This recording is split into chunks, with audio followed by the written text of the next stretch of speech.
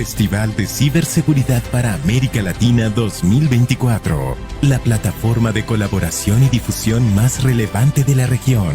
Más de 600,000 personas y 60 organizaciones participantes de más de 10 países que se reúnen alrededor de las voces más destacadas que participan en conferencias de primer nivel. Festival de Ciberseguridad para América Latina 2024. Este año tratando 6 ejes temáticos: ciberseguridad inclusiva, resiliencia y recuperación ante incidentes, innovación en ciberseguridad para pymes, ciberseguridad gubernamental y políticas públicas, educación digital y ciberseguridad en aula, futuro de la ciberseguridad, tendencias emergentes. De agosto a octubre de 2024. Festival de Ciberseguridad para América Latina 2024.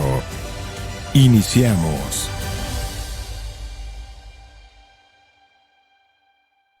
Hola a todos, qué gusto saludarlos. Bienvenidos a esta nueva conferencia de nuestro quinto eje temático del Festival de Ciberseguridad para América Latina. Les agradecemos enormemente sus comentarios, que nos sigan, que compartan. Al final, este festival está hecho por todos, para todos. Esta es una mezcla de muchas organizaciones interesadas en que pues busquemos el mismo objetivo, la misma misión, que es educar, concientizar y llevar de la mano de numerosos expertos con numerosas, de diferentes facetas, pues todo el conocimiento y la experiencia que nos pueden compartir. Y bueno, si les parece bien, antes de iniciar, voy a agradecer a los patrocinadores de este festival, quienes son Baker McKenzie, Amity, BP Gurus, INCU, la Universidad del Claustro de Sor Juana y Capa 8, que pues gracias a su participación nos permiten y nos apoyan en que este evento sea una realidad y nos permiten crear una cultura de ciberseguridad que beneficiará a toda América Latina. Con su colaboración ha sido posible reunir a líderes y expertos en ciberseguridad para abordar los desafíos y oportunidades en materia de seguridad informática de nuestra región. Apreciamos profundamente su confianza y su inversión en un futuro digital más seguro para todas y para todos. Gracias por sumarse a colorear un mundo digital sin grises. Y bueno, hoy tengo el gusto de presentarles a ustedes en este eje temático de educación digital y ciberseguridad en el aula, Jill Felipe Wood, una mujer con mucha experiencia en estos temas, nos va a hablar del impacto de la ciberseguridad en el bienestar psicológico de niños y adolescentes. Ella labora actualmente en Child Fund, es especialista senior en protección a la niñez y la incidencia. Un poco para que conozcan más de Jill. Jill es socióloga con especialidad en psicología social y es maestra en psicoterapia infantil. Actualmente es especialista senior en protección a la niñez e incidencia en Child Fund México. Y bueno, en esta sesión, Jill abordará qué es la violencia digital, cuáles son sus formas. Hablaremos sobre algunos hallazgos de las neurociencias en relación con el uso en niños y niñas de las redes sociales, de los videojuegos y de las pantallas en general, así como vamos a revisar también algunos factores de riesgo asociados. Y para ello, Jill, bienvenida. Gracias por unirte a colorear un mundo digital sin grises. Hola, muy buenas tardes a todas y todos. Antes que todo, pues muchas gracias, Ana Cecilia, por esta invitación a ser parte del Festival de Ciberseguridad para América Latina. Y bueno, es un gusto para mí estar compartiendo con ustedes y con todas las personas que se están uniendo a este webinar a través de las redes sociales. Muchas gracias. Eh, pues vamos a estar platicando sobre este tema tan importante que, como bien tú mencionabas, tiene que ver con el impacto de la ciberseguridad en el bienestar psicológico de niñas, niños y adolescentes. Te cedo. Em, El escenario es tuyo, el micrófono y la cámara es tuya. Por favor, a todos los que nos ven, estamos pendientes de redes sociales, los que están por Zoom, cualquier comentario, pregunta, yo estaré al pendiente para que al finalizar la sesión de Jill, con mucho gusto yo compartiré todos los comentarios que ustedes nos hagan llegar. Adelante, Jill. gracias. ¿Me pudieras confirmar que se ve en la pantalla? Ya se ve, ya se ve. Ah, perfecto, muchas gracias. Eh, bueno, a nombre de directora, la maestra Victoria Fuentes, pues también un agradecimiento a todos los patrocinadores, organizadores de este evento por esta invitación a ser parte del Festival de Ciberseguridad eh, para América Latina. Y bueno, decirles rápidamente que, bueno, Child Fund es una organización de la sociedad civil, es un organismo internacional que tiene presencia en 24 países y bueno, en México estamos cumpliendo 52 años ya este año de trabajo continuo a favor de la niñez en el país. Tenemos una presencia en 7 estados de la República y bueno, trabajamos también en alianza, en coordinación con diferentes instituciones, dependencias de gobierno, por supuesto también el sector privado y bueno, también un agradecimiento especial a todas las madrinas y padrinos que son parte de Child Fund México y que gracias a ustedes también podemos realizar esta labor. Eh, Mi conferencia el día de hoy se va a centrar un poco en el impacto de la ciberseguridad en el bienestar psicológico de niños, niñas y adolescentes. Y para ello he dividido un poco el tema porque es un tema bastante amplio, tiene muchas aristas por donde se pudieran revisar y analizar las diferentes situaciones que se están presentando, pero yo me voy a enfocar básicamente en un análisis muy breve de contexto, como para compartir con todos ustedes, con la audiencia, cuál es la dimensión de este problema que nos estamos enfrentando. Vamos a hablar qué cosa es la violencia, qué es la violencia digital y cuáles son los tipos que nos pueden ayudar a identificar, a saber cuándo es que estamos frente a una situación de violencia digital. También vamos a hablar de las redes sociales, de los videojuegos y de las pantallas en la salud mental de niños, niñas y adolescentes. Y aquí nos vamos a acercar un poco desde el enfoque de las neurociencias, qué es lo que las neurociencias nos ha aportado y también desde el enfoque de la neuropsicología.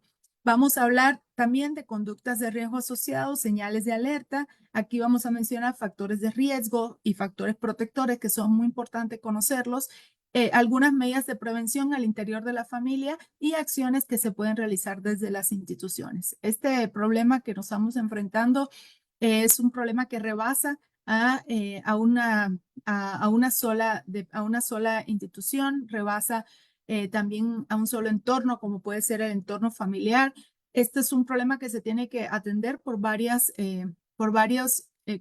es una mirada multidisciplinaria que tiene que estar centrada en la niñez y también ser atendida por varios factores, varias personas a la vez. Entonces, eh, un poco así está la dinámica.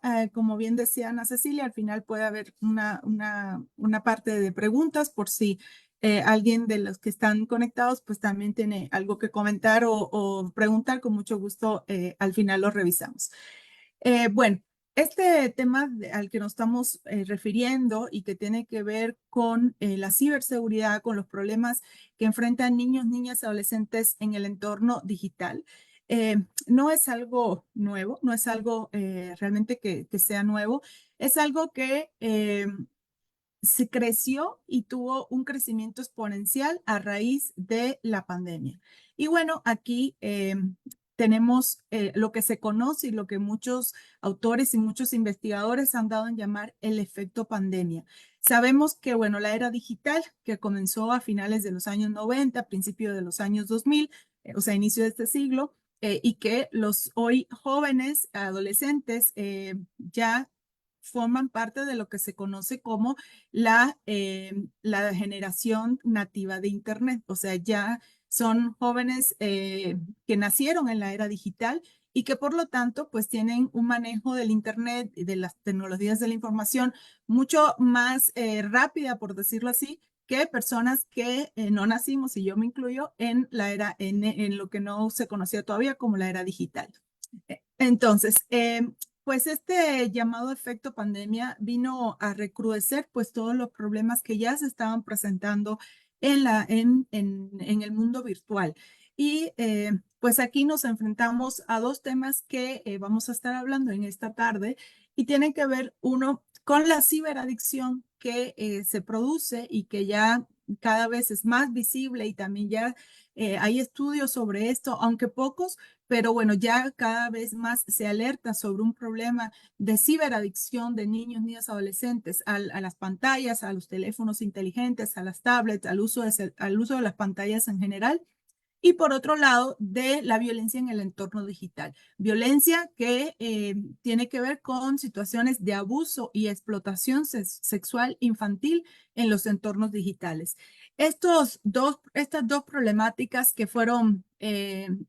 crecieron enormemente, exponencialmente, tras el llamado efecto pandemia, pues tiene, por supuesto, un impacto en la salud mental de niños, niñas, adolescentes, y a eso nos vamos a estar refiriendo también en la tarde de hoy.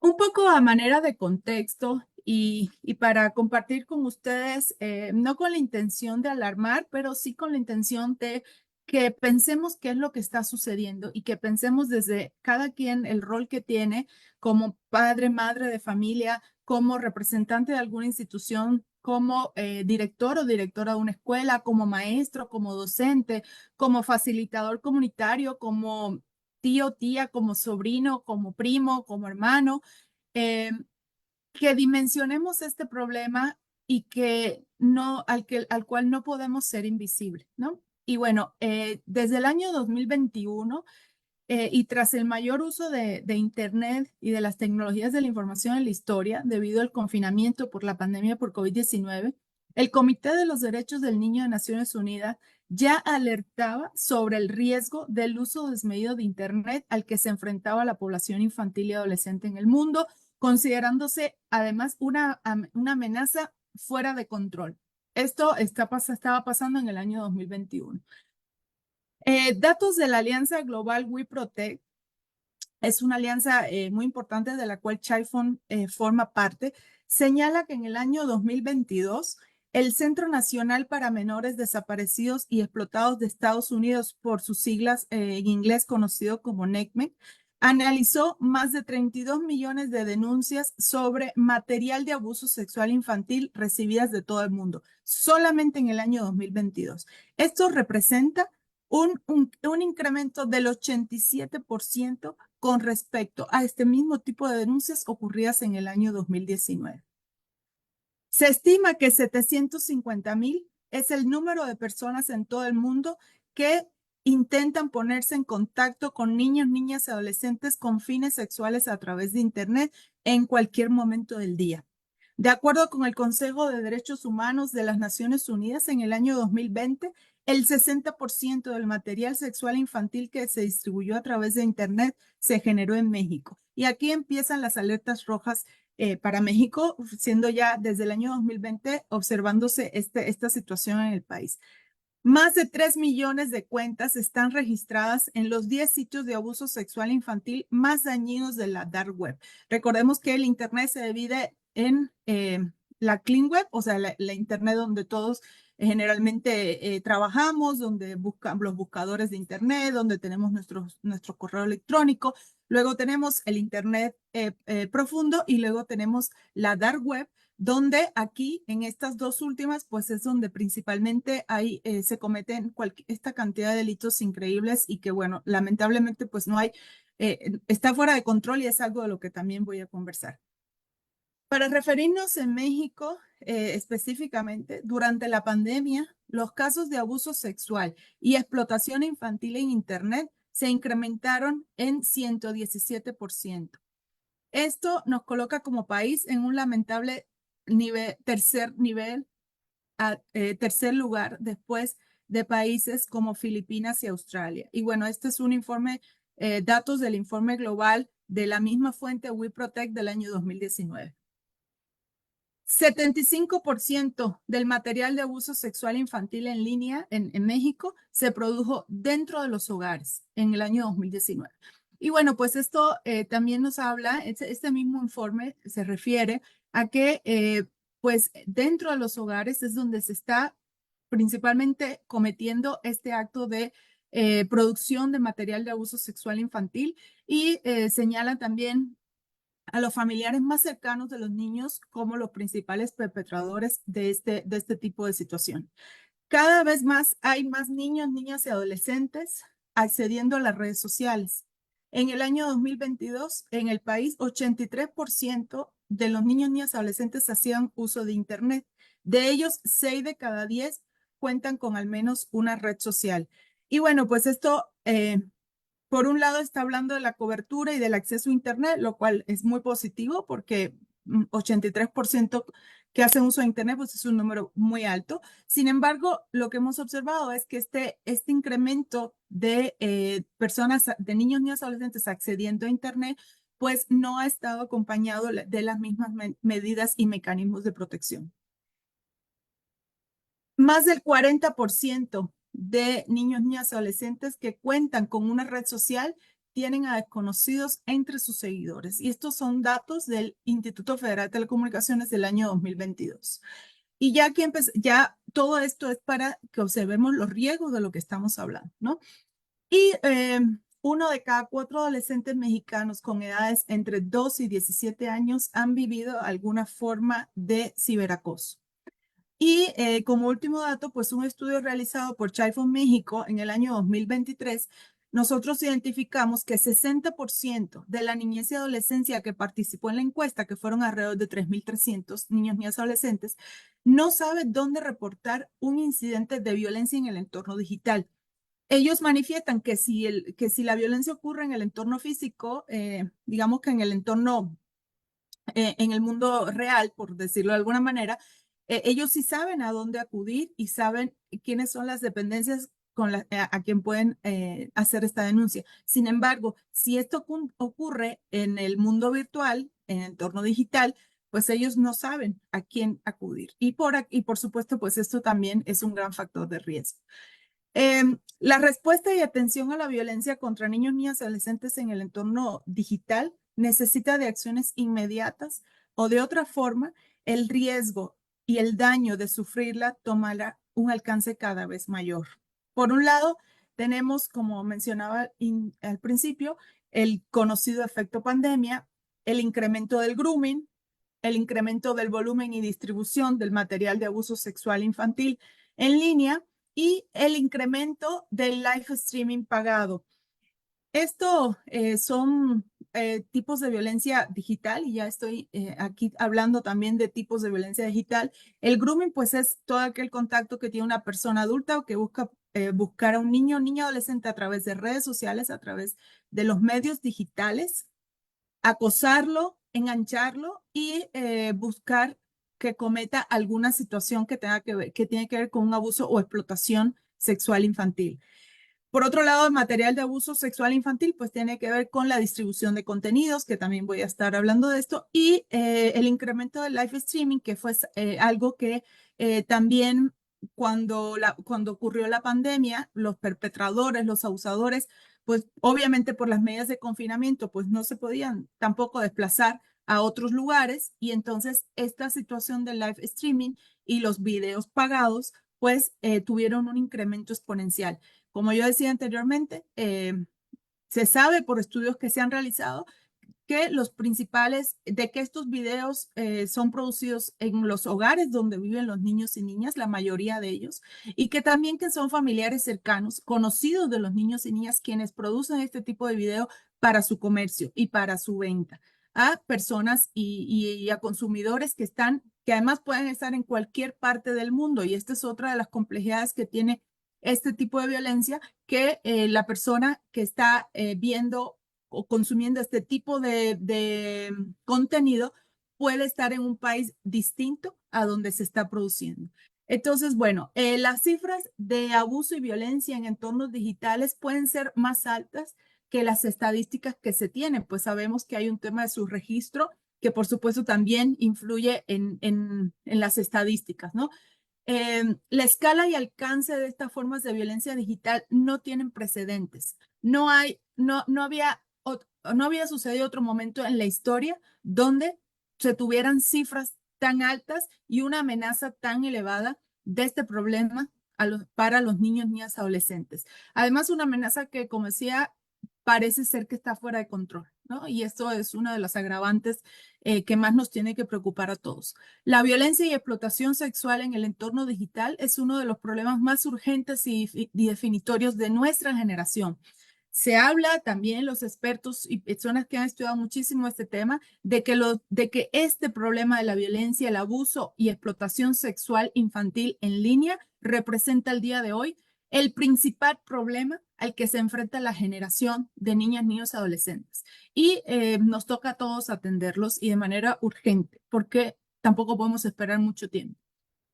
Nuevos datos revelan que los sujetos que buscan abusar de menores de edad en el entorno digital son capaces de acorralarlos en 19 segundos tras el primer mensaje, con un tiempo promedio de 45 minutos. Y bueno, esto, pues imagínense la gravedad de lo que estamos hablando. Una persona que busque contactar, que busque enganchar a un niño a través de las redes sociales, de los videojuegos y de la mensajería instantánea, puede tardar de 19 segundos a 45 minutos en buscar que este niño o niña sea sometido a su voluntad. Entonces, realmente es un tiempo muy, muy corto y bueno, pues también es un dato que nos alarma. Bueno, sabemos que la violencia, pues es el uso deliberado de la fuerza física, ya sea en grado de amenaza o afectivo contra uno mismo, otra persona o un grupo de comunidad, que cause o tenga muchas probabilidades de causar lesiones, muertes, daño psicológico, trastorno del desarrollo o privación.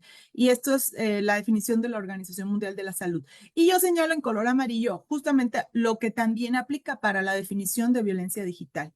Entonces, cuando hablamos de la violencia contra niños, niñas, adolescentes, nos estamos refiriendo a toda acción o conducta que genere prejuicios, que cause la muerte, daño, sufrimiento físico, sexual o psicológico, así como el descuido o trato negligente, malos tratos o explotación en contra de niños, niñas, adolescentes. Y esta es la definición del Comité de los Derechos del Niño, la observación número 13.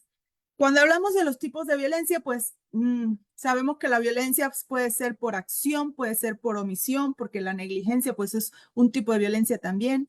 Puede ser física, psicológica o sexual. Puede ser por condición de género, de raza, de religión, de ideología. Y puede ser también doméstica, escolar, laboral o social. Hasta ahí teníamos el panorama bastante claro antes de, como decía, antes de que llegara la pandemia de COVID-19. Esto era básicamente el escenario cuando hablábamos de violencia a lo que nos estábamos refiriendo. Sin embargo, con la llegada de la pandemia, con la llegada de esta explosión de la era digital, que también coincide con un poco mediado de 2010 hacia adelante, hacia el presente que estamos hoy.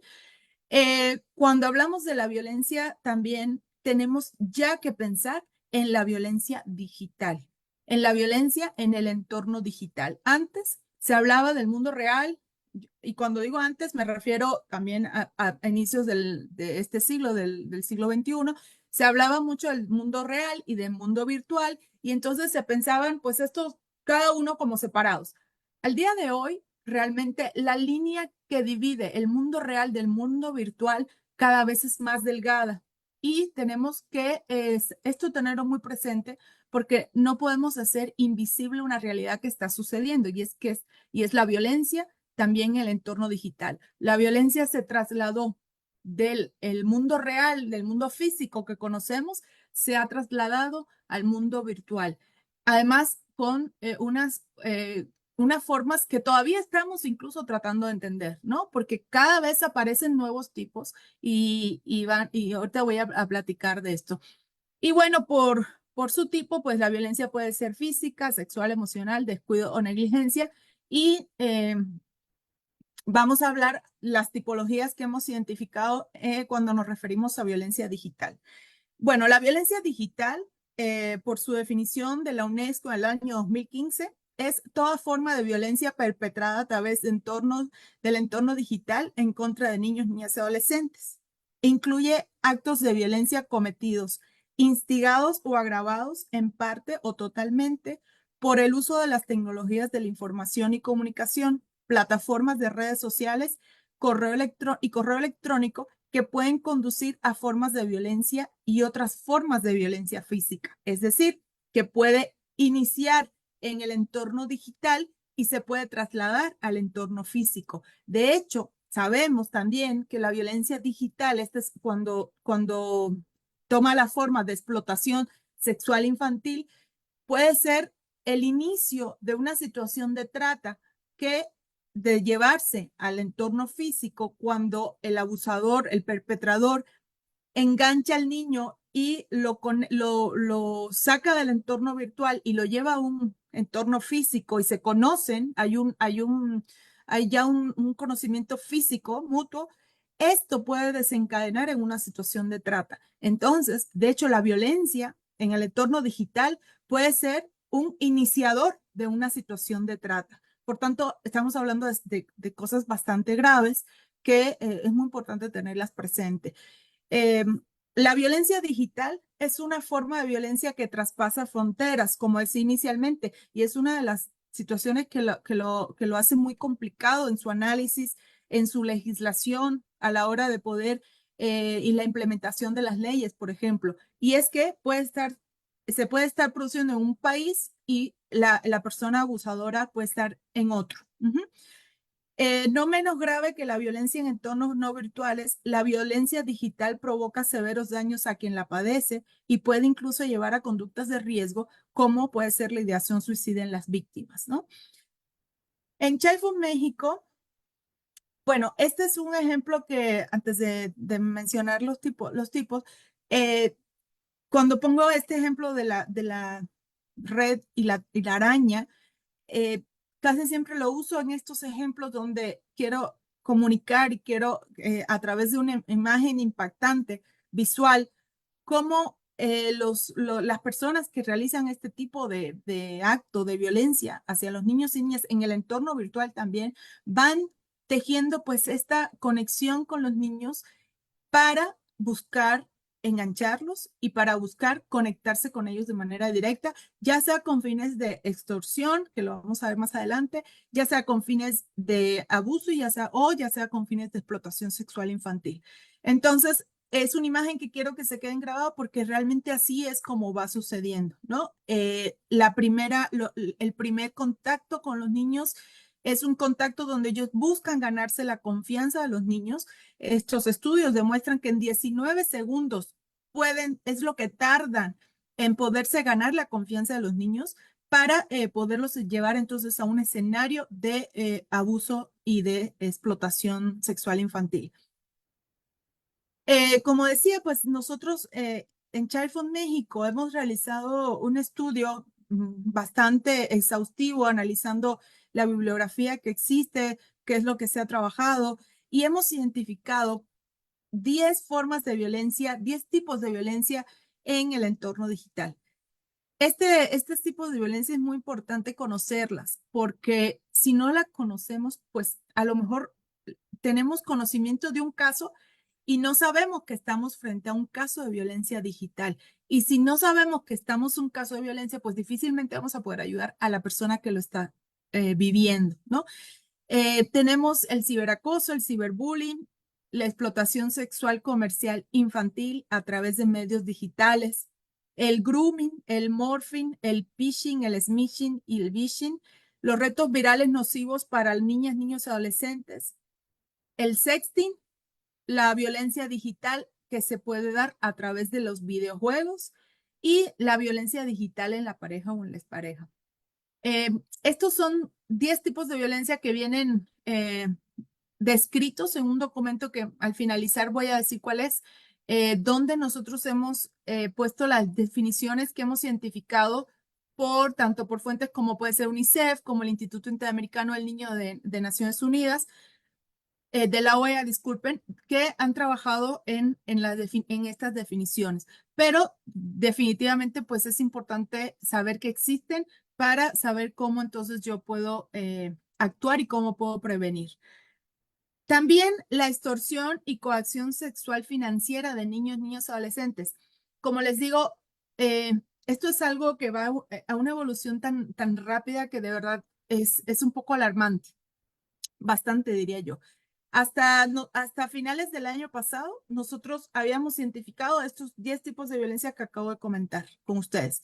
Sin embargo, al día de hoy, en septiembre de 2024, ya hay que mencionar también la extorsión y coacción sexual financiera de niños, niñas y adolescentes, que es esta solicitud que hacen los abusadores, los perpetradores a los niños en ese primer contacto donde le piden fotos íntimas, primero buscan ganarse la confianza de ellos, les piden fotos íntimas y después que le piden fotos íntimas, entonces los amenazan con publicar estas fotos en las redes sociales o enviarlas a familiares a cambio de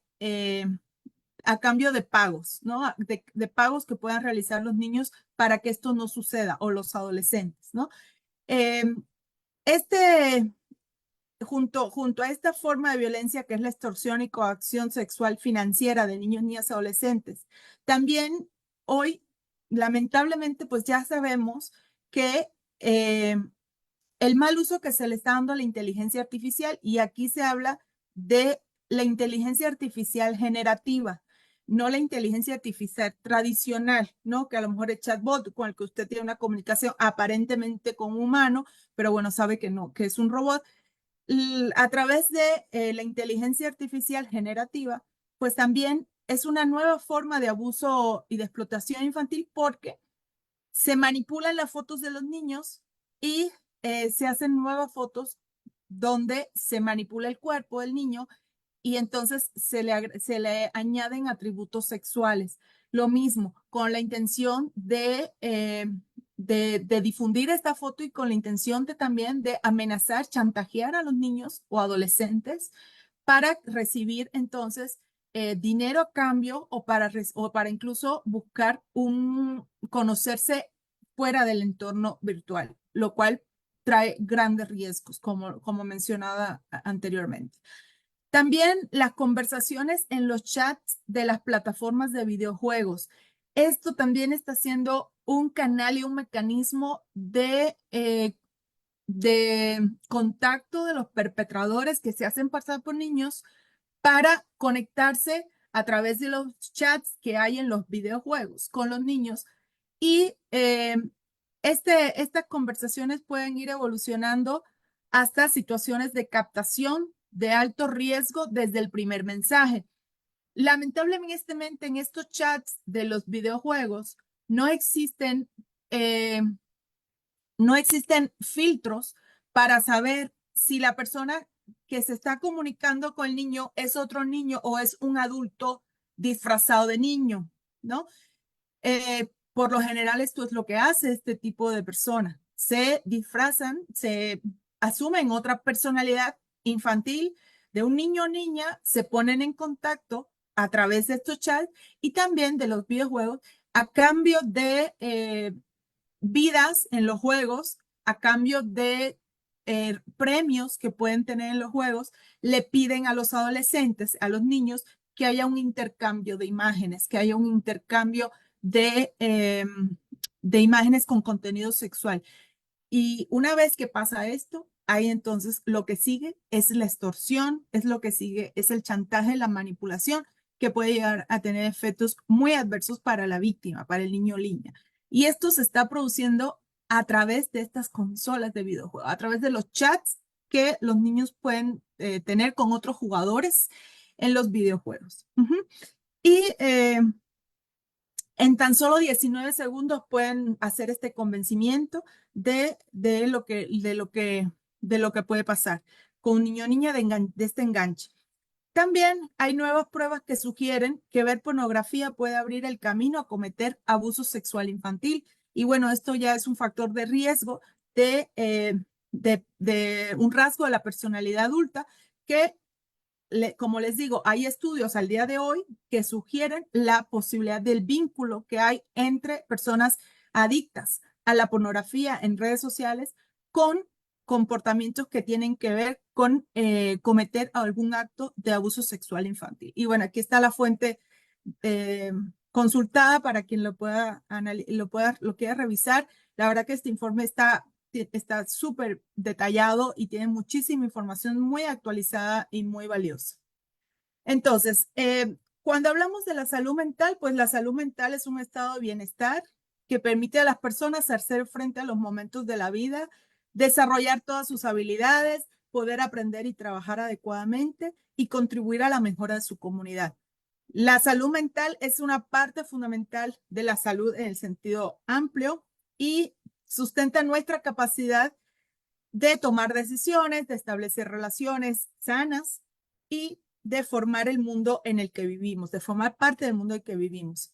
La salud mental también es un derecho humano fundamental, es un elemento esencial para el desarrollo personal, comunitario y socioeconómico.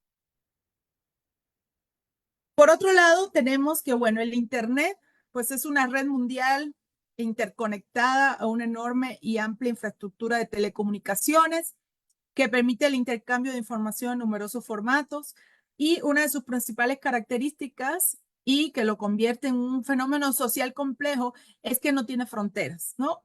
Internet no tiene fronteras y no tiene un solo dueño, sino que es la suma de trabajos de muchas personas que están interconectadas. En este océano inmenso que es Internet, pues tenemos las TICs o tecnologías de la información, que son las que nos permiten justamente todo el procesamiento de la información, el almacenamiento, la transmisión en forma de recursos, las herramientas, el software, todo esto. Y aquí entran, pues, las famosas redes sociales, que también son parte de las tecnologías de la información. Las redes sociales se han transformado en el principal medio de contacto entre los adolescentes. Y esto es un dato ya específicamente de México, que hace la Asociación de Internet MX del año 2022, un estudio que se hizo entre personas usuarias de Internet, donde se observa que para México el 87, casi 88% de la población usa WhatsApp como principal red social para intercambiar mensajes, intercambiar información. Luego sigue Facebook con el 83%, luego YouTube, luego Instagram, TikTok y bueno, antes Twitter, hoy X, ¿no? Y bueno, tenemos otras redes sociales que también no hay que perder de vista, que está LinkedIn, que está el Snapchat, etcétera. Entonces, tenemos aquí, se puede evidenciar cuáles son las principales redes sociales que utiliza la población en México y en particular los adolescentes. Ahora bien, las redes sociales, el Internet, no quiero yo satanizar, no todo es malo. Internet ha traído cosas maravillosas. Sin dudas, el acceso a la información, el acceso a bibliotecas de universidades muy prestigiosas a nivel mundial, el acceso a tener este mismo tipo de comunicación, de webinars, que se puede hacer gracias al desarrollo que ha tenido Internet.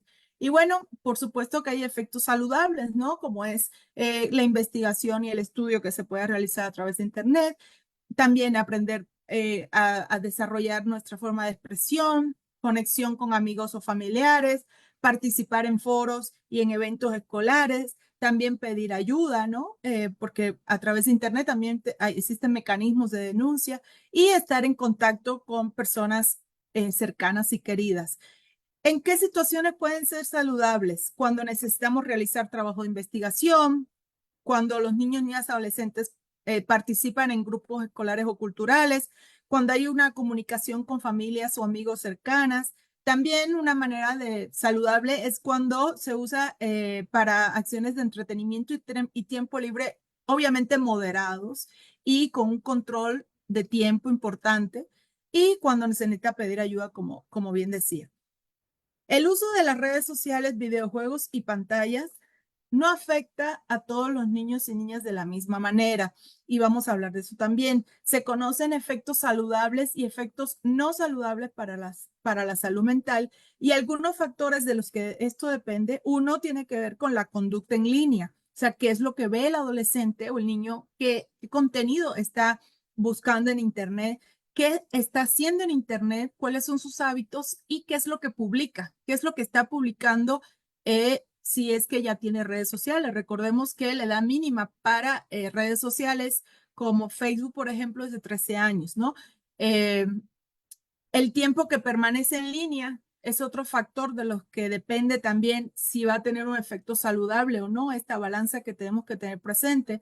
Factores psicológicos que se pueden dar en los niños y niñas como son el grado de madurez, la presencia de algún trastorno del neurodesarrollo persistente y trastorno de la personalidad o enfermedades mentales que ya estén diagnosticadas.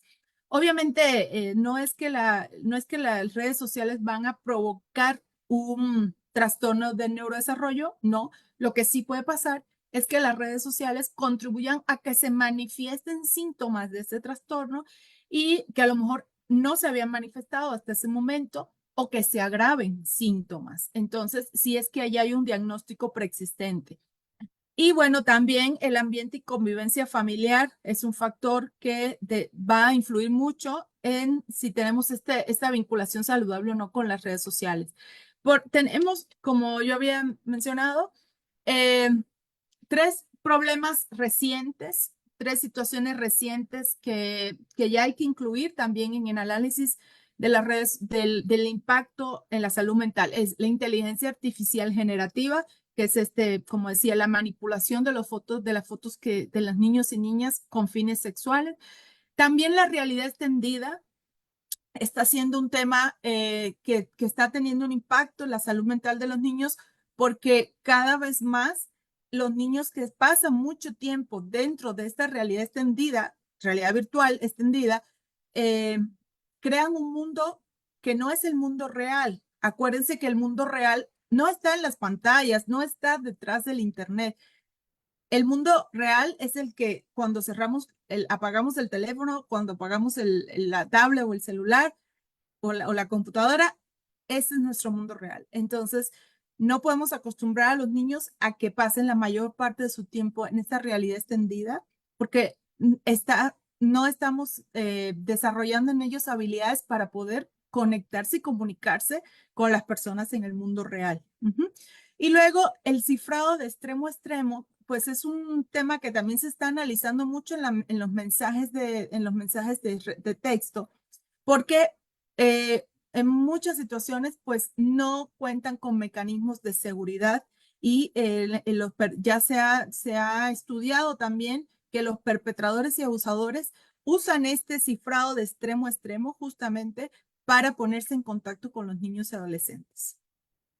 Entonces, hablando un poco del impacto y qué hemos aprendido de las neurociencias relacionadas con este tema de las pantallas y de la ciberadicción, por un lado tenemos una parte muy importante del cerebro, muy importante, que es toda la parte prefrontal, ¿no? O sea, todo el sistema prefrontal es sumamente importante no solo para el desarrollo, sino también para lo que se conoce como las funciones ejecutivas y las habilidades cognitivas de los niños, niñas, adolescentes. Sin embargo, este lóbulo frontal, toda esta parte de acá adelante que tenemos, cuando el niño nace es profundamente inmaduro, profundamente inmaduro. De hecho, es la parte del cerebro que más tarda en madurar, que más tarda en desarrollarse. Y bueno, esto no es una buena noticia para este exceso que están teniendo los niños y niñas frente a las pantallas y justamente tiene que ver con que esta parte del cerebro, al ser profundamente inmadura cuando el niño nace, las funciones ejecutivas no están desarrolladas, ¿ok? Las funciones ejecutivas y las habilidades cognitivas están en un proceso de desarrollo y por lo tanto, funciones como tiene que ver con la memoria de trabajo, con el razonamiento, con la inhibición, la planificación, que son las funciones ejecutivas, se tardan en desarrollar, no están presentes en los niños y niñas y se alcanza alrededor de los 20 y 24 años de edad cuando termina el periodo de la adolescencia. Esto quiere decir que en este rango de edad, antes de los 20 años, los niños y niñas y adolescentes todavía no están en condiciones de poder tomar decisiones que tienen que ver con un razonamiento, con una planificación del tiempo, con una inhibición, que quiere decir dejar a un lado la gratificación inmediata que hay a través de Internet, porque casi que lo quiero, lo tengo, porque así pasa, lo busco en Internet y rápido tengo lo que quiero. Poner a un lado esa gratificación instantánea en los niños todavía no está totalmente desarrollada la parte de nuestro cerebro encargada de tomar esas decisiones, de ayudarnos a poder tener ese control. No está desarrollado tampoco todo lo que tiene que ver con la atención, la concentración, la resolución de problemas que ocurre en la parte prefrontal de nuestro cerebro, está en proceso de desarrollo. Y por lo tanto, hasta una edad aproximada de los 20 años no va a terminar de consolidarse, de desarrollarse. Esto tiene que ver muchísimo con la etapa, por ejemplo, de los 4 o 5 años, que se conoce como la etapa de los berrinches de los niños. Y en el caso de los adolescentes, pues también tiene que ver mucho con esta falta de flexibilidad que a veces encontramos en los adolescentes, por ejemplo, para cambiar de una tarea a otra, o si están haciendo una actividad que les cuesta un poco de trabajo poder empezar a hacer otra, o cambiar de una actividad a otra, o la toma de decisiones, o por ejemplo hacer dos tareas a la vez, o el conocido multitasking, que es el de poder hacer varias tareas a la vez. Bueno, estas son funciones ejecutivas que se logran después cuando ya nuestro cerebro haya alcanzado la total madurez por alrededor de los 20 años. Entonces, todo esto para decirles que esto nos afecta en el sentido de que si nosotros tenemos una sobreexposición a las pantallas, esta parte del cerebro también va a estar afectada en su desarrollo. Y va a tener una sobreexposición, va a tener una ¿cómo decirles? Un sobre requerimiento para poder solucionar situaciones para las cuales todavía nuestro cerebro no está preparado. Y bueno, por otro lado, tenemos también el problema que se produce con la adicción a las pantallas. Tenemos el sistema límbico, que también es un sistema muy importante relacionado con las emociones, con el control de las emociones, que por un lado ya vimos la parte del desarrollo de la corteza prefrontal encargada de las funciones ejecutivas, que todavía no está maduro, está en una total inmadurez cuando nace y esto demora en el tiempo. Y por otro lado tenemos el sistema límbico, que es el encargado, entre otras cosas, de la autorregulación de las emociones. Pero algo muy importante aquí es que tenemos un neurotransmisor que se llama dopamina. La dopamina tiene funciones muy importantes en nuestro cuerpo, como es, por ejemplo, el control del estado de ánimo. Es la llamada hormona de la felicidad. Bueno, es un neurotransmisor y el sistema dopaminérgico, pues es el encargado de irradiar la dopamina para que nuestro cuerpo esté activo, para que pueda desarrollar las funciones ejecutivas, para que podamos ser funcionales en el día. Sin embargo, como todo, cuando hay un exceso, pues empiezan los problemas y las dificultades. Y también hay estudios que ya demuestran que el tiempo que pasan los niños y niñas frente a Internet y este deseo de continuar frente a Internet está relacionado con un exceso de dopamina en el cuerpo. Este exceso de dopamina se ha comparado, por ejemplo, con el efecto que producen las adicciones en el cuerpo. Y pues también se habla en este sentido de cómo el efecto de las pantallas puede tener un efecto de adicción en los niños que está relacionado con digamos, con este torrente de dopamina que se está produciendo, donde yo quiero más de lo que me está produciendo placer, ¿no? Y como no tenemos desarrollado nuestras funciones ejecutivas de inhibición, de planificación, de razonamiento, justo porque no tenemos nuestra parte prefrontal del cerebro desarrollada, pues difícilmente vamos a poder tomar decisiones de parar, de detenernos. Entonces, ahí es donde viene este tema de la ciberadicción y difícilmente los niños van a poder por sí solos poner este alto, ¿no? A lo que está sucediendo en su cuerpo, porque además aquí hay un componente también biológico. Este sistema dopaminérgico eh, puede ocasionar un problema si hay un desequilibrio y puede ocasionar trastornos graves de salud mental, como puede ser ansiedad y depresión, y conductas de riesgo como es el abuso de drogas. De hecho, se ha identificado que en las metanfetaminas, como la cocaína, hay presencia de dopamina, porque la dopamina pues, es esta sustancia que provoca la adicción. Y el efecto que están produciendo las pantallas en los niños está teniendo este mismo efecto que se puede ver también en el consumo de drogas, ¿no? Por otro lado, el uso de las pantallas tiene 3 elementos, bueno, 4, que son fundamentales y que están en la base del aprendizaje de los niños, niñas, adolescentes, desde el momento que nacen. El aprendizaje de los niños se basa cuando los niños son pequeños, los bebés, el aprendizaje, el seguimiento de la mirada, las primeras nociones que tienen de contacto con el mundo real, está basado en 3 componentes que son muy primitivos en nuestro desarrollo, y es luz, movimiento y sonido. Les voy a hacer una anécdota rápida. Se entrevistaron una vez a uno de los grandes, no voy a decir nombre porque tiene que ver con una red social, pero bueno, a uno de los grandes cofundadores de una red social muy popular. Y a esta persona le preguntaron que cuál era su principal enemigo. Y esta persona contestó que era el sueño. Imagínense de lo que estamos hablando, ¿no? El sueño, que es una función vital para el organismo. El sueño tiene una función reparadora, es necesario, y además para los niños y niñas dormir es tan importante como comer.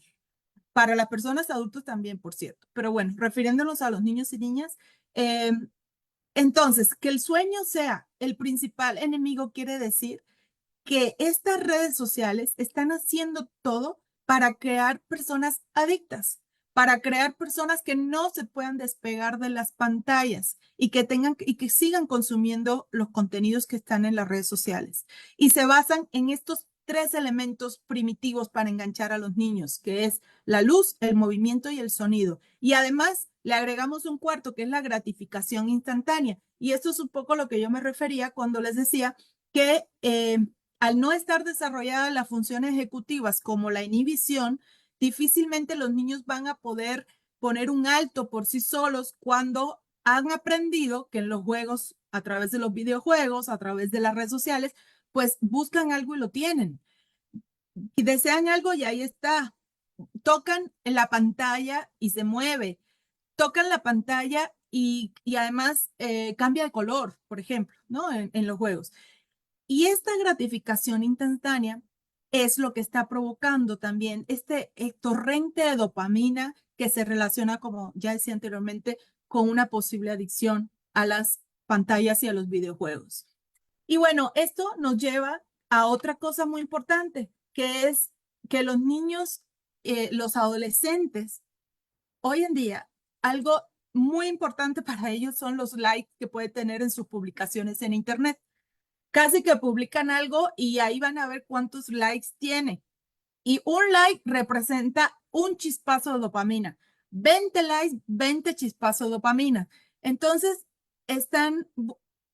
viven buscando qué está pasando en las redes sociales con lo que ellos están publicando, porque están buscando pues estos chispazos de dopamina, que es lo que hay detrás de esta adicción a los likes y a los me encanta que puede suceder con las publicaciones que hacen. Y bueno, otra cosa que pasa con los picos de dopamina es que además está el pico, pero después hay un descenso. Entonces hay un descenso tremendo de la energía, hay un descenso tremendo de la fuerza y las ganas de hacer, las ganas de voluntad y la fuerza para poder enfrentarse a una tarea nueva o a una tarea diferente.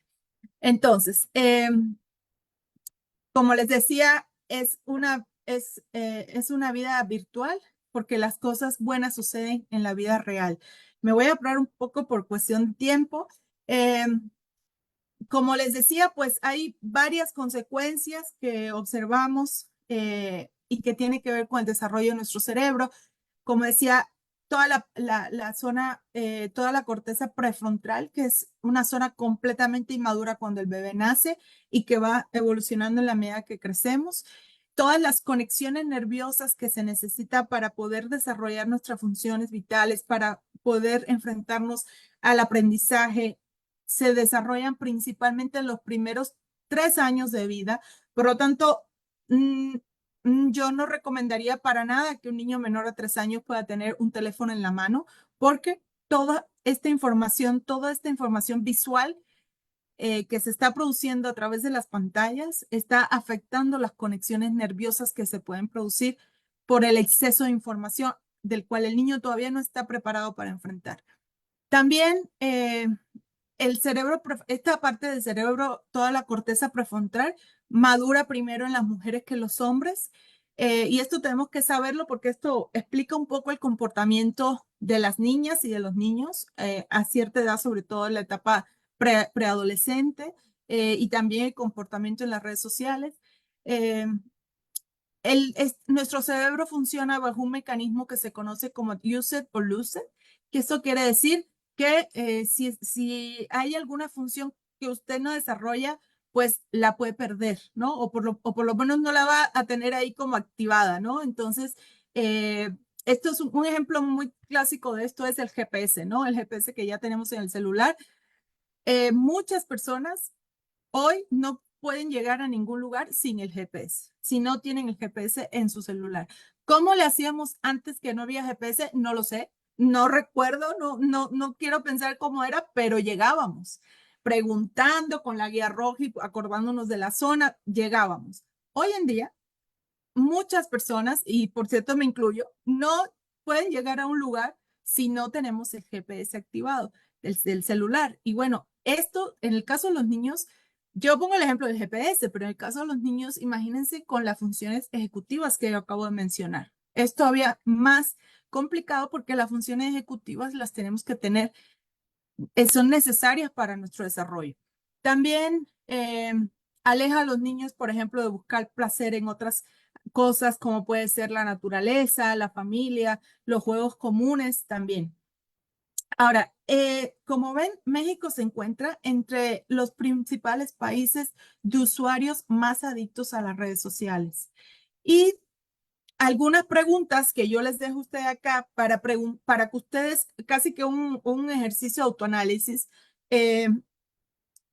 ustedes se hagan estas preguntas y puedan saber cuál es su grado de adicción a las redes sociales y al Internet. ¿Te sientes perdida o perdido sin tu celular? ¿Pasas más tiempo revisando Instagram que conviviendo con tu familia? ¿Tu hijo adolescente se pasa el fin de semana encerrado frente a su computadora jugando en línea? Si la respuesta a estas preguntas es sí, cuidado. Cuidado porque podemos estar frente a un problema. ¿Ok? Ahora bien, la ciberadicción, pues es un tema que también se ha definido ya como una enfermedad física y psicoemocional que crea una dependencia o necesidad hacia una sustancia, actividad o relación, y se caracteriza por un conjunto de signos y síntomas que pueden estar involucrados factores biológicos, genéticos, psicológicos y sociales. Se habló de ciberadicción por primera vez, de adicción a Internet, en el año 1996 por una psicóloga estadounidense que presentó un coloquio y este tema, y ella lo definió como un deterioro en el control del uso de Internet, un control excesivo, un conjunto de síntomas cognitivos, conductuales y fisiológicos. Es decir, la persona net dependiente, que fue el primer término que se usó, realiza un uso excesivo de Internet, lo que genera una distorsión de sus objetivos personales, familiares o profesionales.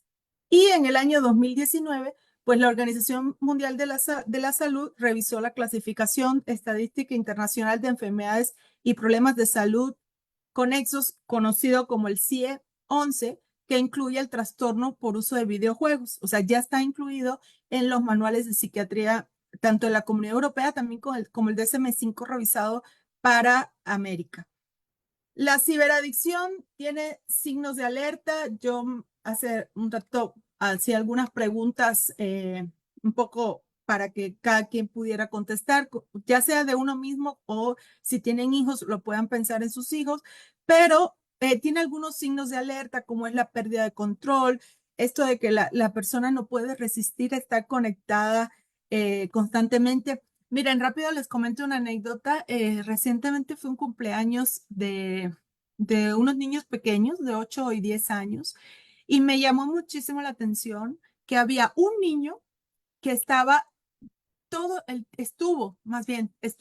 el tiempo en su teléfono, en su consola de videojuegos pequeña que traía, y cuando llegó a la casa del cumpleaños, en vez de ir directamente a saludar a los niños del cumpleaños, su primera pregunta fue, ¿cuál es la clave de Wi-Fi?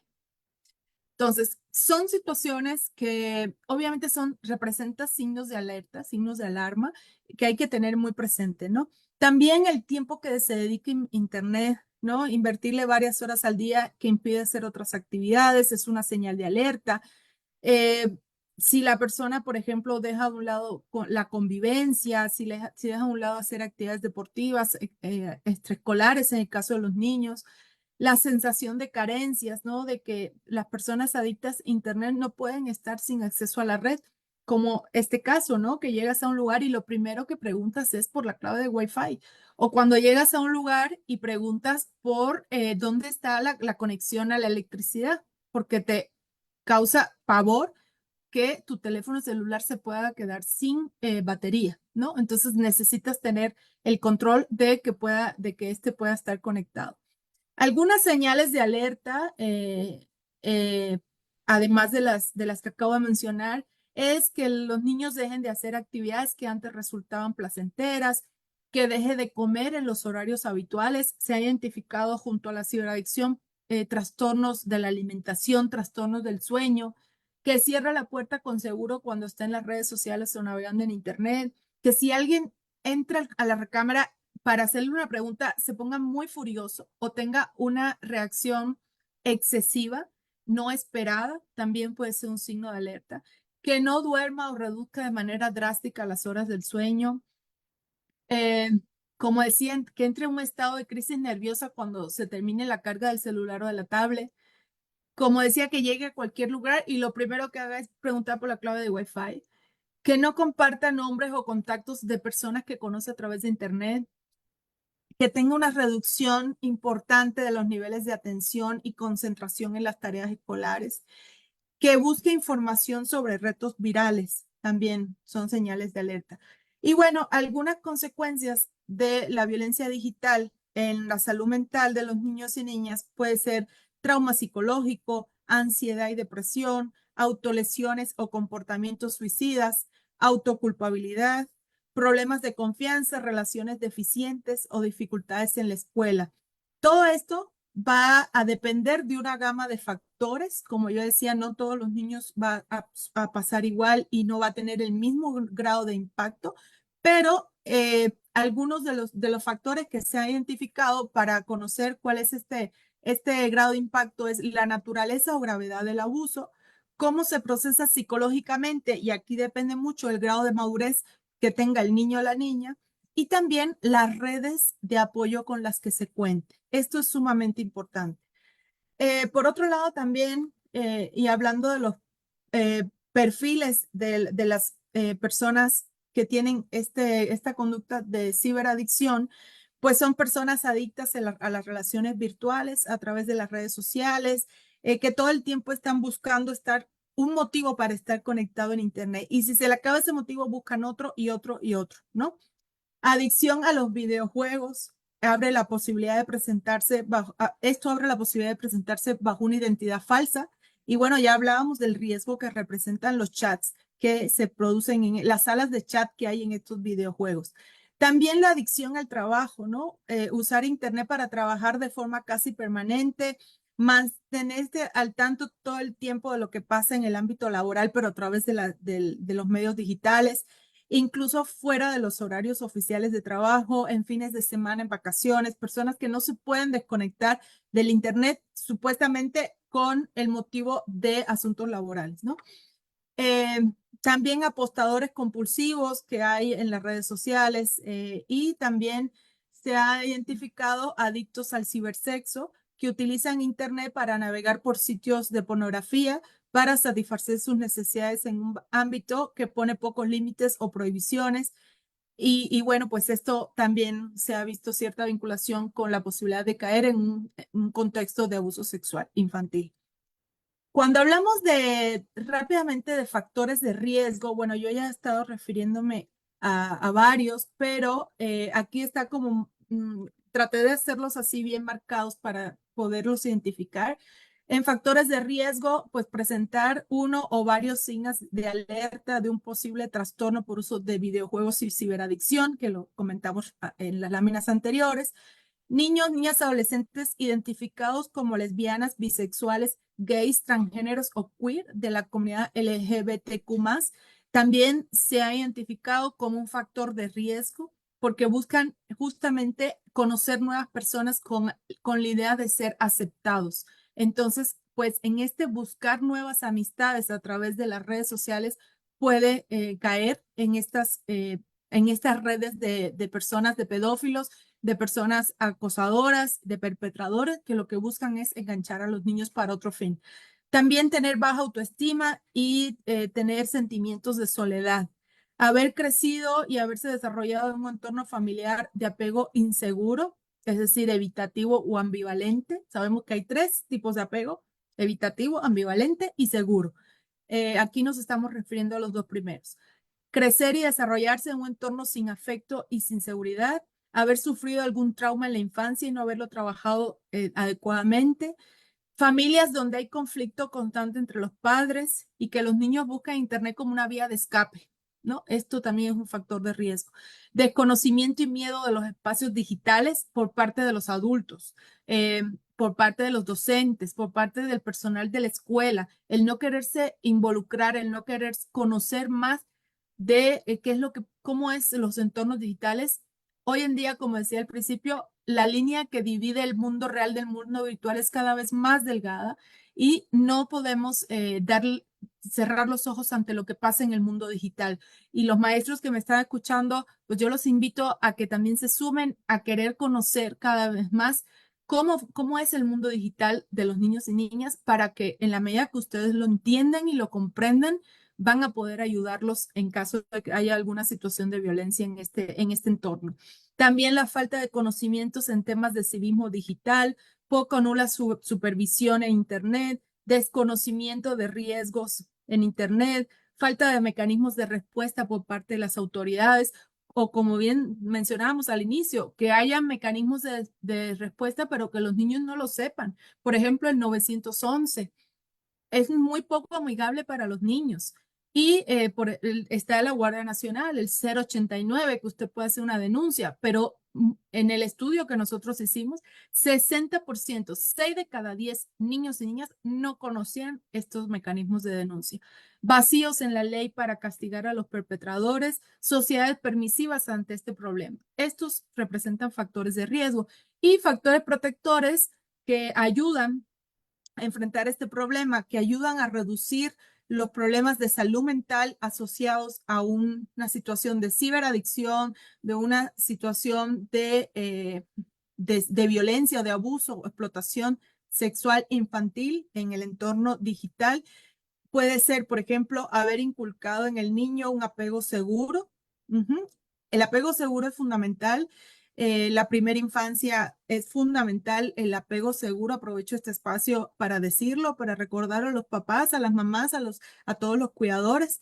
El apego seguro es una vacuna que le protegerá a su hijo o a su hija durante toda su vida. No desaproveche los primeros 7, 8 años de vida de los niños. Ese es el momento para crear las bases, para poner las columnas fuertes y sólidas que le van a acompañar durante toda la vida. Y esto se hace a través del apego seguro, no castigo físico, no castigo humillante, no, esto no ayuda para nada.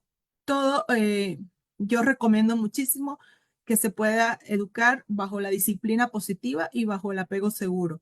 También el cuidado parental, recibir información y conocimiento sobre los riesgos de Internet. Eh, Otro factor protector es no compensar con regalos un estado de tristeza.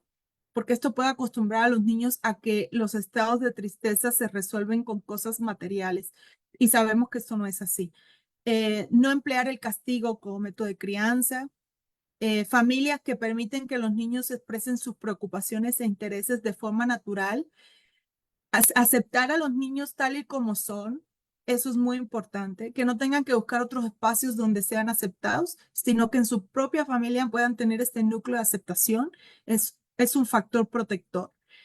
También escuelas que implementan campañas de sensibilización, maestros capacitados en lo que sucede en el entorno digital y cómo reaccionar ante un caso de violencia digital. Maestros que me escuchan, recuerden que muchas veces ustedes son las personas que pueden ayudar a los niños, porque si este niño o niña está siendo víctima de abuso, violencia o explotación sexual en el entorno digital, en su propia casa, los perpetradores son sus propios cuidadores primarios, difícilmente va a tener alguien que lo pueda ayudar. Muchas veces esta persona es el maestro. Ese es el maestro quien tiene un rol fundamental también para ayudar a los niños en una situación difícil. Entonces, ya no podemos darle la vuelta al entorno digital, porque llegó para quedarse y lo que tenemos que saber, prepararnos, conocerlo para saber cuáles son formas de poder ayudar. Y también campañas que se puedan reproducir en la radio, en la televisión, que estén enfocadas en ciberseguridad, eh, actividades como esta en las que estamos participando. Yo celebro que Capa 8 pueda desarrollar este festival de ciberseguridad porque estos son mecanismos que acercan a la gente, a la población, a las personas a conocer más sobre este tema y como bien decía Ana Cecilia al principio, que sea un mundo digital sin grises, ¿no? Entonces, un poco para ir concluyendo, el contenido dañino en Internet, eh, cómo acceden los niños a ellos, puede ser a través de aplicaciones, puede ser a través de redes sociales, puede ser de manera voluntaria por curiosidad, por conocer cosas nuevas, puede ser involuntaria cuando haya una recomendación de un tercero o alguien que lo incite a entrar a alguna plataforma o en contacto con alguien, puede ser imitando conductas también de familiares cercanos o de amigos para ser aceptados por algún grupo y se refiere pues a la información que existe en Internet y que fomenta la ejecución de acciones o pensamientos que puedan generar algún daño psicológico o físico en los niños y niñas. Eh, este contenido dañino en Internet contribuye al fomento de malos hábitos, como puede ser la anorexia, como puede ser la bulimia. Yo hablaba de trastornos alimenticios y bueno, aquí están los trastornos alimenticios. Puede ser también los retos en línea. Este reto que se escuchó, el Mobo o Bobo, no recuerdo ahora el nombre, donde también este reto que también se dio de la ballena azul, bueno, son retos que conducen a comportamientos y conductas de riesgo en los niños y que puede desencadenar en situaciones muy graves, como puede ser incluso el pensamiento suicida o conductas suicidas. También la venta de armas, por ejemplo. ¿Qué hacer, no? De manera, pensando en como acciones que se pueden realizar con los niños, compartir con tu hijo, con tu hija, eh, cuáles son las redes sociales, qué tipo de redes sociales hay, que pueda pensar bien antes de publicar algo. Recuerden que una vez que usted publica algo en Internet, la huella digital quedó para siempre, ¿sí? Si hay alguien que le toma una captura de pantalla en ese momento, aunque usted después lo borre, eso ya perdió el control, ya no está en sus manos. Entonces, esto es muy importante explicárselo a los niños antes de publicar, analizar qué es lo que se quiere publicar, pensar si es necesario, recordar que hay imágenes que se convierten de dominio público y que ya no podemos tener control sobre ella, ¿no? También tenemos este decálogo del buen cibernauta que es de la Guardia Nacional. Configurar siempre la privacidad de una red social, no utilizar la misma contraseña, tener la costumbre de limpiar el historial de búsqueda, evitar conectarse en redes públicas, cerrar la sesión siempre que se utilice un dispositivo al que alguien más puede tener acceso, no aceptar cualquier ventana o cualquier vínculo que pueda aparecer. De hecho, cuidado con los videos infantiles en YouTube, porque y sobre todo en estos de Peppa Pig, se ha visto que a mitad de los videos aparecen videos con contenido sexual que los niños continúan viendo porque ya están enganchados con esta conexión. Entonces hay que tener mucho cuidado con estos videos que aparecen de manera repentina en los videos de YouTube, los videos infantiles. No compartir información real en las redes sociales, información personal, información confidencial, información financiera en las redes sociales. Aceptar solamente a personas que se conozcan. Eh, en fin, lo pueden buscar así como el decálogo del buen cibernauta, es de la Guardia Nacional y pues la verdad que ayuda bastante. Eh, Siempre yo, cuando estoy cerrando esta plática, dejo algunas ideas acá a manera de reflexión para todos ustedes. Si tienen hijos o hijas, cuando llegue a su casa, deje el celular. No hay nada más importante para usted en ese momento que estar con su hijo, que tener presencia con su hijo. Deje el celular guardado en la bolsa, en el cajón, donde sea. Dele total y plena importancia a su hijo.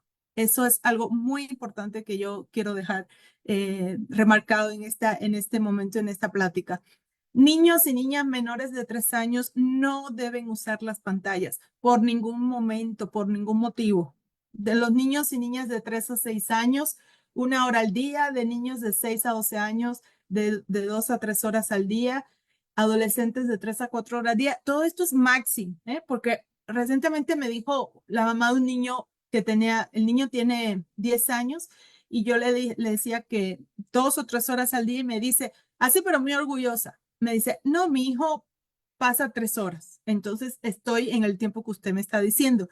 Yo le digo, a ver, no, yo le estoy diciendo máximo de 2 a 3 horas al día. No me lo diga tan orgullosa porque está en el límite del tiempo. Entonces, bueno, esto para reflexión, ¿no? Comparta con tu hijos cosas simples, regresa a la naturaleza, al amor por los animales, a los juegos tradicionales, a conectarte con tu hijo en la vida real. Necesitamos posponer el uso de las pantallas para ayudar al desarrollo de la corteza prefrontal. Acuérdense que es esta parte del cerebro tan importante que está en desarrollo y que no termina de madurar hasta los 20 años. Aprende a gestionar el aburrimiento de tu hijo sin necesidad de usar pantallas. Quitar las notificaciones de las pantallas es muy importante para que no suene el celular cada vez que te llegue una notificación. Enseñar la empatía, enseñar a escuchar, dedicar tiempo a tu hijo es sumamente importante. Aquí dejo algunos materiales y recursos que en Childfund hemos desarrollado. Y bueno, estos materiales y recursos, estos también son infografías que se pueden usar en las escuelas. Están contenidos en este documento que hemos desarrollado en Childfund México, que es un protocolo para la prevención y atención de casos de violencia digital contra niños, niñas y adolescentes en escuelas de nivel básico en México. Está dirigido a la comunidad escolar. Sirve perfectamente también para padres de familia.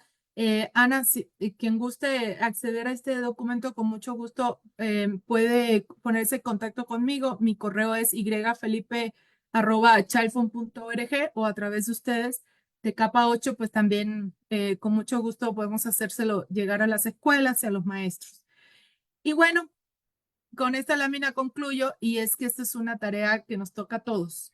Y no quiero cerrar sin decir de la importancia que tiene que la Secretaría de Educación, que el CIPINA, que la Secretaría de Salud, que el Sistema Nacional DIF, que los congresos locales y el Congreso Federal, que la Secretaría de Seguridad Pública, que los gobiernos locales, estatales, el gobierno federal, ponga en práctica acciones para atender este problema. Este problema no puede esperar y depende de todos lo que podamos hacer. No le podemos cargar toda la responsabilidad a la familia. Por supuesto, la familia tiene un rol muy importante, pero necesitamos de los actores sociales, de los actores políticos, de los tomadores de decisión, de los directores de escuela, de los supervisores escolares, de la Secretaría de Educación, de todos para poder enfrentar este problema, porque solo de esta manera vamos a poder avanzar. Aquí hay algunas ideas que resumen lo que se podría empezar a hacer desde que ya se están haciendo cosas, pero eh, nos queda mucho por hacer. Y aquí hay cosas que desde cada una de estas dependencias se puede trabajar. La Secretaría de Salud tiene un rol fundamental. Hay que priorizar esto con un enfoque de salud pública y priorizar el tema de prevención, ¿no? La Secretaría de Educación tiene que asumir la responsabilidad que tiene con el entorno escolar, porque también en las escuelas se produce este tipo de violencia. El CIPINA, con las consultas infantiles y juveniles, esto es fundamental para cumplir también con uno de los mandatos de la Convención sobre los Derechos del Niño, que es la participación infantil en los temas que les afectan. Los congresos locales, porque urge en México una legislación que atienda y sancione este tipo de violencia como un delito grave y que además pueda estar tipificado en todos los estados del país. Y bueno, la Secretaría de Seguridad Pública también, como con todos los mecanismos de denuncia que se tienen que revisar, que se tienen que hacer amigables para la niñez. Y con esto, pues yo termino. Muchísimas gracias, Ana, por la invitación y gracias también a todas las personas que han estado hasta este momento aquí. Muchas gracias. Al contrario, muchas gracias a ti, Jill, muchas gracias a Child Fund por unirse al festival. Y ahorita que mencionabas los recursos y los materiales que ha creado Child Fund, te comparto a ti y a toda la audiencia que en el sitio web del festival, festivalciberlatam.org, hemos estado haciendo, pues digamos, un compendio de todos los materiales que las organizaciones participantes han realizado, de tal manera que sea como un repositorio que los lleva, por supuesto, a los sitios de las organizaciones para que los descarguen, pero que les sea más fácil, sobre todo, encontrarlos. Entonces, si nos lo permites, Jill, invito a Child Fund a que nos comparta los enlaces de sus materiales y con mucho gusto los podemos publicar en el sitio web del festival. Tenemos muchos mensajes de felicitaciones y déjame te comparto un mensaje que recibimos desde redes sociales en donde preguntan dónde se puede acudir para denunciar páginas o sitios que manejan cosas de género en programas o caricaturas sin tener filtros, o dónde se puede solicitar que las ideologías de género se señalen, así como indicar si es una película de extrema violencia, que indique si un programa o caricatura maneja temas de este tipo y sean los padres que pueden permitir o no el acceso a este tipo de información.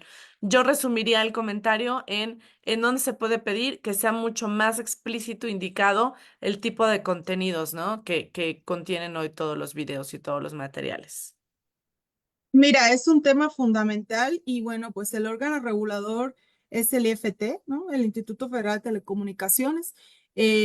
Justamente cuando yo hablaba de la falta de regulación y la falta de medidas de control, me estoy refiriendo también a esto, a que tiene que haber por parte del IFT, por parte de los congresos también como una ley como tal, como política pública, exigirle a los proveedores de Internet, exigirle también a los proveedores de contenidos audiovisuales que garanticen la seguridad y protección de los niños a través de los contenidos que están difundiendo y a través también de los servicios de Internet que están brindando. Entonces, esto es una de las cosas que hay que regular en México y que es una tarea pendiente. Pero, por supuesto, y aquí es un llamado de atención al IFT para que ojalá pueda poner atención sobre esto y podamos encaminar y orientar un poco más este control que el día de hoy, pues evidentemente no está. Por supuesto. Tenemos mensajes de felicitaciones, que tu información fue muy completa, actualizada, entendible para todo el público. También excelente ponencia. Si podrías, por favor, repetir tu correo electrónico. Sí, claro, mi correo electrónico es yfelipe@childfund.org. Buenísimo. Pues muchísimas gracias, Jill. Nos has dado una conferencia muy nutrida con mucha información relevante. Estoy segura que a muchas personas les va a ser de utilidad y te agradezco que hayas participado en el festival. Gracias, Ana. Al contrario, gracias a Capocho por la invitación y que tengan bonita tarde. Gracias. Gracias a toda la audiencia y nos vamos porque estamos ya a menos de 5 minutos de iniciar la siguiente conferencia. Los esperamos. Muchísimas gracias y hasta la próxima. Festival de Ciberseguridad para América Latina 2024. La plataforma de colaboración y difusión más relevante de la región. Más de 600,000 personas y 60 organizaciones participantes de más de 10 países que se reúnen alrededor de las voces más destacadas que participan en conferencias de primer nivel. Festival de Ciberseguridad para América Latina 2024. Este año tratando 6 ejes temáticos.